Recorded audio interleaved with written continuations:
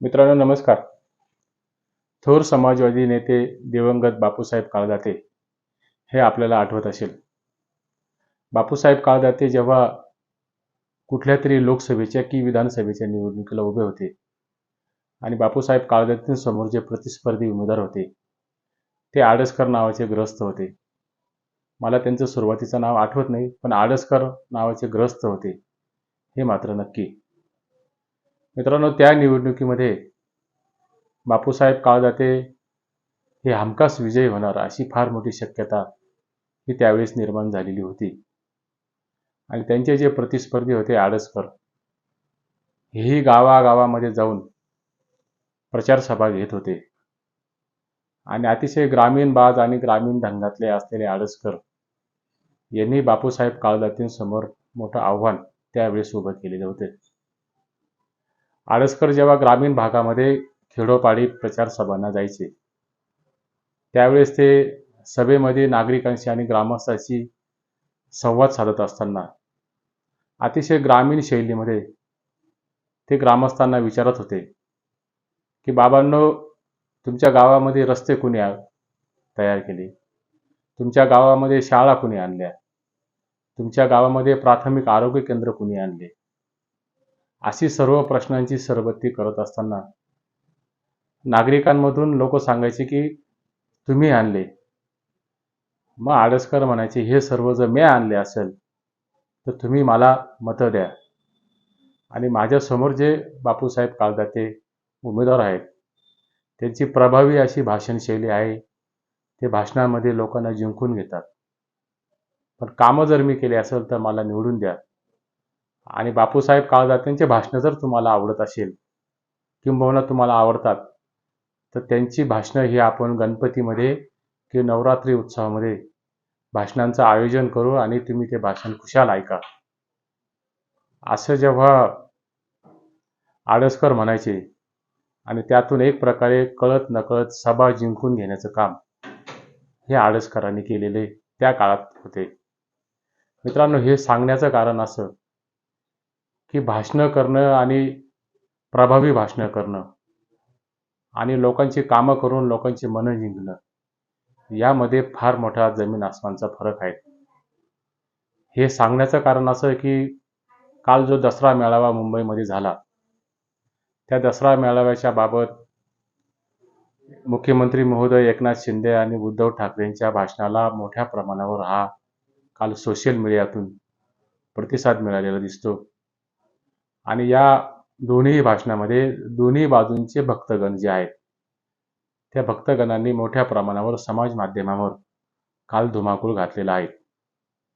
कोणाचे भाषण प्रभावी ठरले आणि कोणी बाजी मारली असं वारंवार ते समाज माध्यमांवर सांगत होते. आणि कोणाला किती गुण या भाषणामध्ये मिळालेले आहेत याचाही उहापोह मोठ्या प्रमाणावर काल दिवसभर होत होता.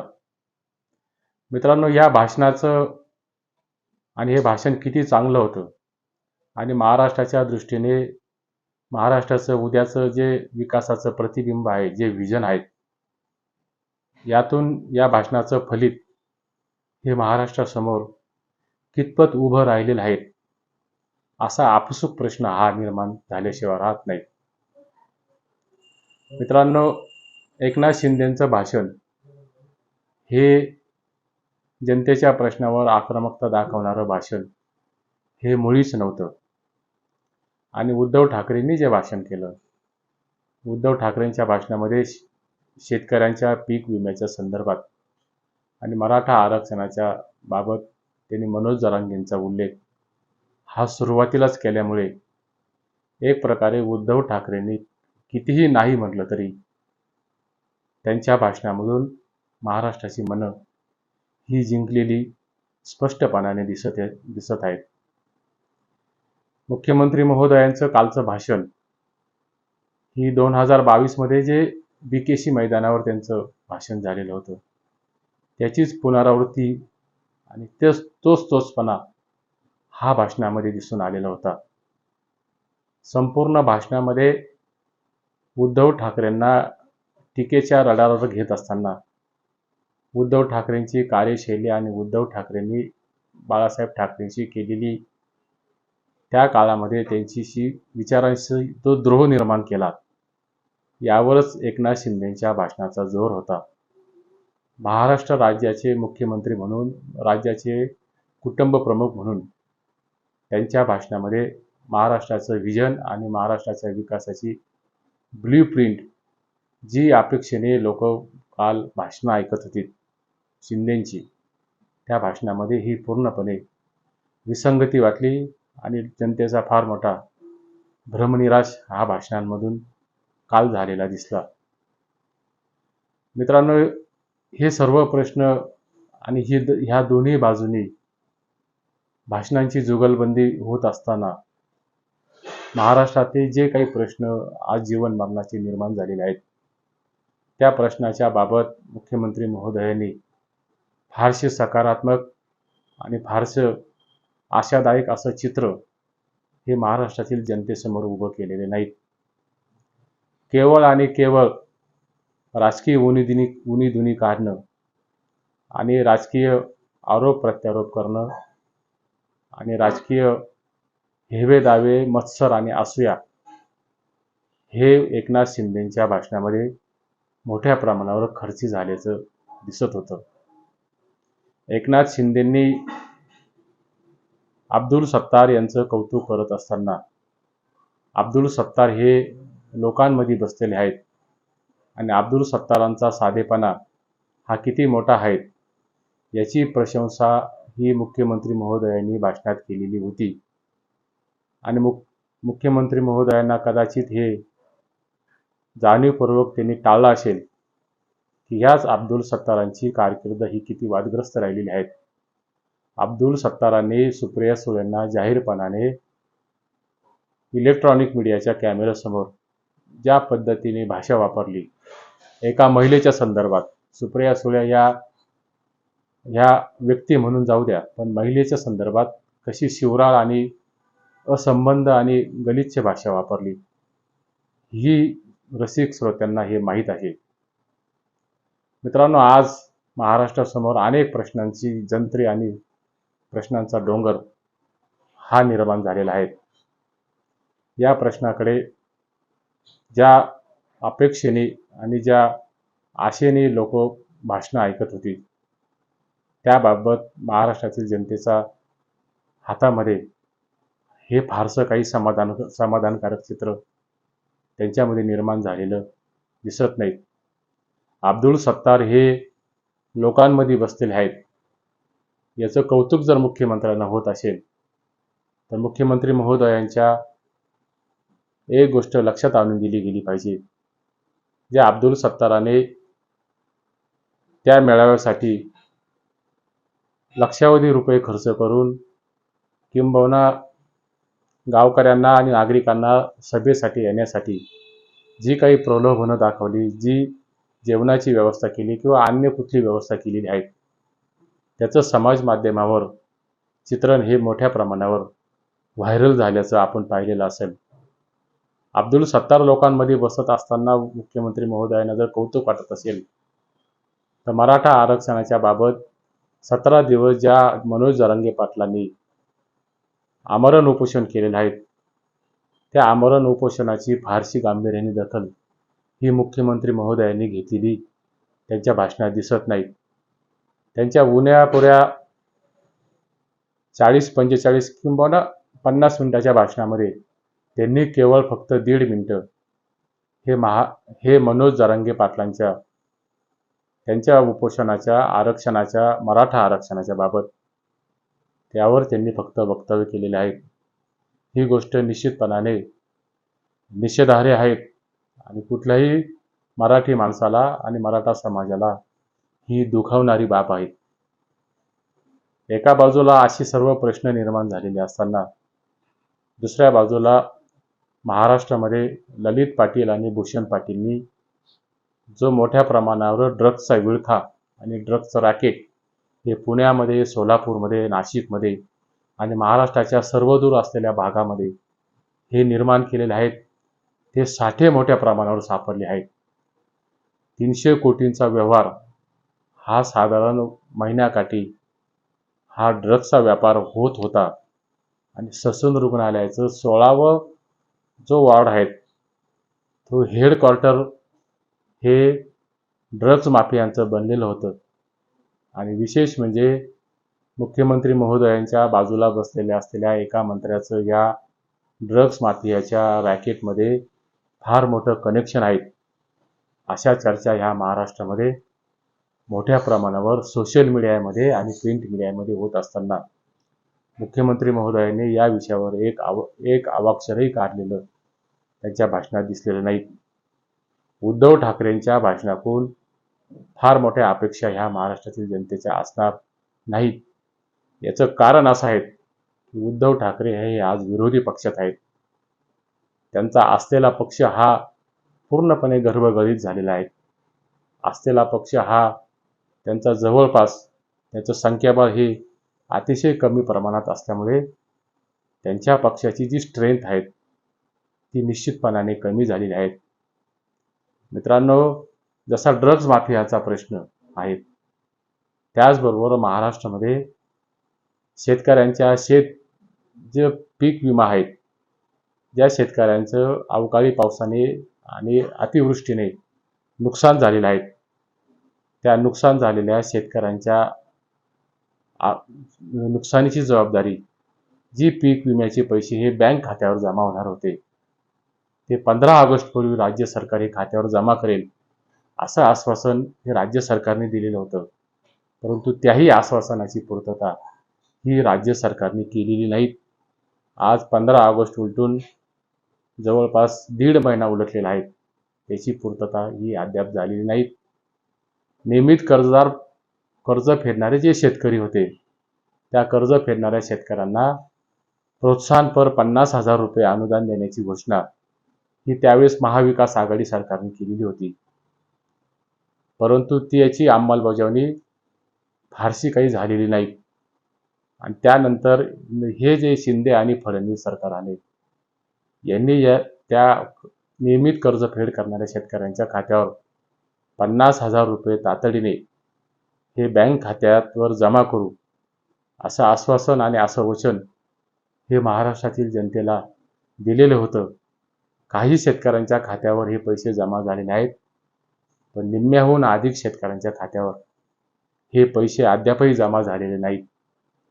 गेल्या 4 महिन्यापासून शासनाच्या ज्या जनकल्याणाच्या योजना आहेत महाराष्ट्र राज्याच्या आणि केंद्र सरकारच्या अनुदानातील ज्या योजना आहेत त्यामध्ये श्रावणबाळ वृद्धापकाळ निवृत्ती वेतन योजना असेल, संजय गांधी निराधार योजना असेल, त्यामध्ये परित्यक्ता स्त्री असतील, त्यामध्ये दुर्धर आजाराने, कुष्ठरोगाने किंवा अन्य कोणत्या आजाराने पीडित असलेल्या महिलांना आणि पुरुषांना जे सानुग्रह अनुदान राज्य सरकार दर महिन्याला देतं ते अनुदान अद्यापही साधारण 4 महिने झालेले आहेत.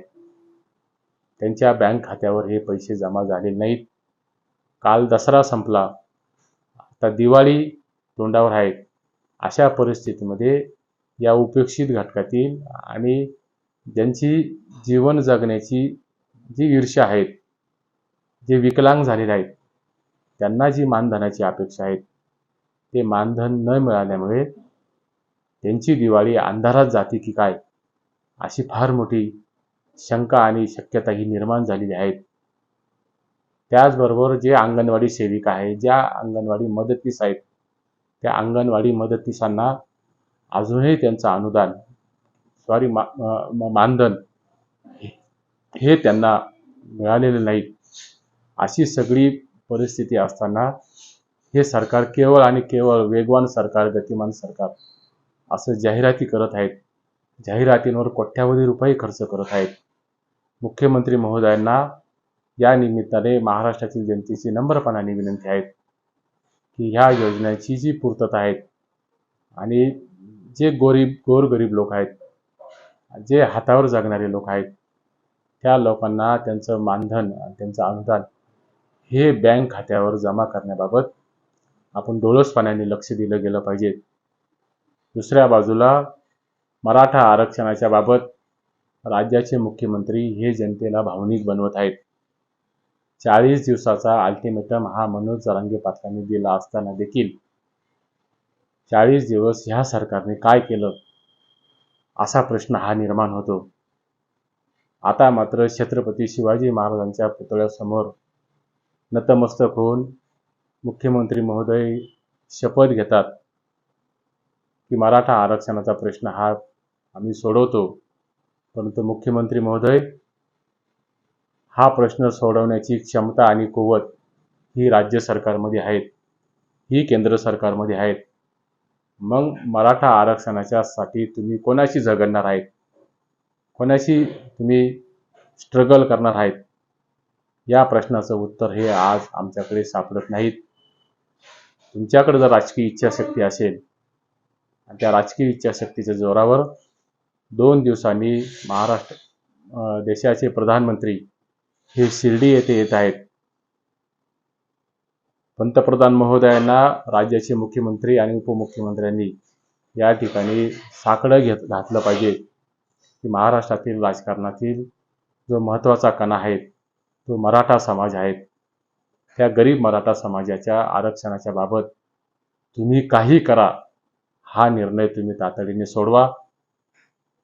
ओबीसीच्या आरक्षणामध्ये तुम्हाला आरक्षण देता आलं तर निश्चितपणाने ती स्वागतार्ह आहेत.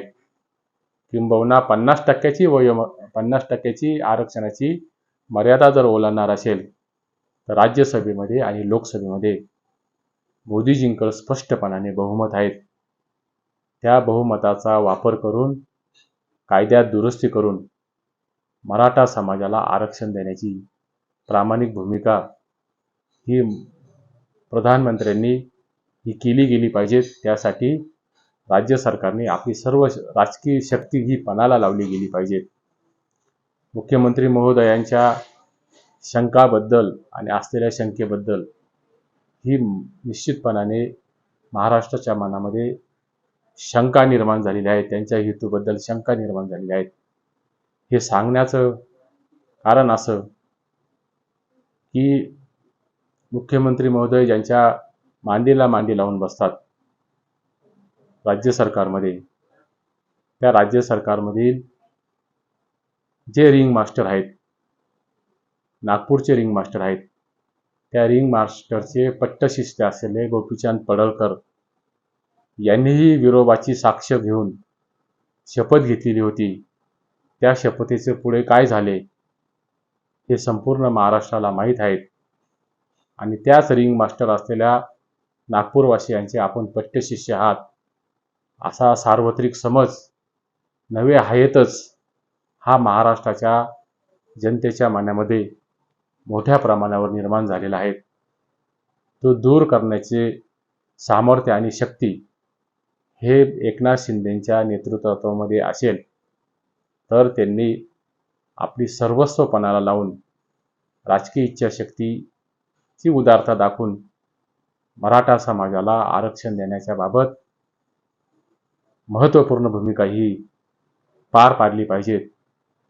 तर आणि तरच विजयादशमीच्या भाषणामध्ये जे विचारांचं सोनं हे त्यांचे भक्तगण म्हणतात, ज्यांचे अनुयायी म्हणतात, त्या सोन्यामध्ये 24 कॅरेटची शुद्धता असेल तर मुख्यमंत्री महोदयांनी तात्काळ मराठा आरक्षणाच्या संदर्भात GR काढावा. आणि मनोज जरांगे पाटील हे पुन्हा उपोषणाला बसलेले आहेत. त्या उपोषणाच्या बाबत उद्या जर त्यांच्या जीवाचं काही बरं वाईट झालं तर महाराष्ट्रामध्ये पुन्हा एकदा मोठ्या प्रमाणावर असंतोषाला सामोरं जावं लागेल. कारण मनोज जरांगे पाटील हे मराठा आरक्षणाच्या असंतोषाचे जनक आहेत, हे आता वेगळं सांगण्याची गरज नाही. ही जी लढाई आहे ही लढाई ही गरीब मराठा विरुद्ध श्रीमंत मराठा असं चित्र उभं करण्याचा प्रयत्न हा भविष्यामध्ये निर्माण होईल. आणि तुमच्यातील काही वाचाळवीरांनी अशा प्रकारचे जी विधानं केलेली आहेत त्यामध्ये नारायण राणे असतील, रामदास कदम असतील, किंबहुना विखे पाटील असतील किंवा अन्य अजून काही मंडळी असतील, या मंडळींना पुढे करून मराठा आरक्षणाच्या आंदोलनामध्ये आरक्षणाच्या होत असलेल्या प्रयत्नाला खीळ घालण्याचं काम हे राज्य सरकारमधील कुठल्याही मंत्र्यांनी करू नये. आणि अतिशय प्रामाणिकपणाने, समंजसपणाने हा जो प्रश्न मराठा आरक्षणाचा निर्माण झालेला आहे, किंबहुना महाराष्ट्रातील जे जे काही प्रश्न आज वासून उभे आहेत, त्यामध्ये दुष्काळाचाही प्रश्न आहे. 36 जिल्ह्यामध्ये आजही मोठ्या प्रमाणावर दुष्काळजन्य परिस्थिती निर्माण झालेली आहे. नजर आणेवारी जी आहेत, पिकांची आणेवारी आहेत, ती 50 पैशांच्या आत आहेत. गव्हाचं क्षेत्र मोठ्या प्रमाणावर घटण्याची शक्यता ही आज निर्माण झालेली आहे. ज्या सदन शेतकऱ्यांकडे पाणी आहेत, त्यांच्याच विहिरीला पाणी असल्यामुळे गव्हाचं क्षेत्र त्यांचं वाढणार आहे. महाराष्ट्राचा जर सर्वे केला तर महाराष्ट्रामध्ये अल्पभूधारक शेतकऱ्यांची फार मोठी संख्या आहे. त्या दृष्टीने दुष्काळजन्य परिस्थितीच्या हाताळावर पाय देऊन उभे राहण्याची भूमिका आणि बळीराजाला वाचवण्याची भूमिका ही मुख्यमंत्री महोदयांनी आणि जे 2 उपमुख्यमंत्री महोदय आहेत, जे घटनाबाह्य उपमुख्यमंत्री आहेत, त्यांनी प्रामाणिकपणाने राज्याला आणि जनतेला सावरण्याची ही भूमिका ठेवली गेली पाहिजे. विजयादशमीच्या आणि दसऱ्याच्या वेळामध्ये तुमच्या म्हणण्याप्रमाणे ते जर विचारांचं सोनं असेल तर ते विचारांचं सोनं हे कृतिशील आचरणाने हे दाखवून द्या आणि महाराष्ट्रामध्ये ज्या ज्या काही आज समस्या निर्माण झालेल्या आहेत, त्या जनतेच्या जीवन मरणाशी संबंधित असतील, महागाईच्या संदर्भात असतील, जीवनावश्यक वस्तूंचे भाव आज तर आकाशाला भिडलेले आहेत, त्याबाबत असतील, या सर्व समस्यावर त्यांच्या उपायांचं निराकरण करण्याबाबत राज्याचे प्रमुख या नात्याने आपण भूमिका बजवावी. तर आणि तरच या विजयादशमीचं सोनं हे 24 कॅरेटचं सोनं असेल, विचारांचं सोनं असेल, अशी खात्री ही महाराष्ट्राच्या जनतेच्या मनामध्ये निर्माण झाल्याशिवाय राहणार नाही. आणि जो मराठा आरक्षणाचा प्रश्न आज मोठ्या प्रमाणावर पेट घेतलेला आहे, त्या मराठा आरक्षणाच्या प्रश्नाच्या बाबत तुम्ही जो शब्द दिलेला आहे, तो शब्द तुम्ही पाळलेला नाहीत. आणि काल जी शपथ तुम्ही घेतलेली आहे, ती शपथ ही गोपीचंद पडळकरांसारखी शपथ ही भविष्यात ठरू नयेत, एवढी अपेक्षा या निमित्ताने व्यक्त करायला हरकत नाही. कारण जो मराठा आरक्षणाचा प्रश्न निर्माण झालेला आहे, तो प्रश्न हा मोठ्या प्रमाणावर प्रज्वलित झालेला आहे. त्या प्रज्वलित झालेल्या निखाऱ्याशी आणि विस्ताराशी आपण खेळण्याचा प्रयत्न करू नयेत, एवढी अपेक्षा आजही महाराष्ट्रातील जी गोरगरीब जनता आहे ती बाळगून आहेत. हिंदुत्वासाठी हसन मुश्रीफ, अब्दुल सत्तार, भुजबळ, अजितदादा पवार आणि धनंजय मुंडे, सुनील तटकरे हे तुमच्या आश्रयाला आलेले आहेत. हे हिंदुत्वासाठी आलेले आहेत की विकासासाठी आलेले आहेत की महाराष्ट्राचं विकासाचे चित्र बदलण्यासाठी आलेले आहेत, याची प्रचिती आणि याची अनुभूती ही महाराष्ट्रातील जनतेला आपण आपल्या कामातून दाखवून द्यावी, एवढीच अपेक्षा या व्हिडिओच्या माध्यमातून व्यक्त करतो.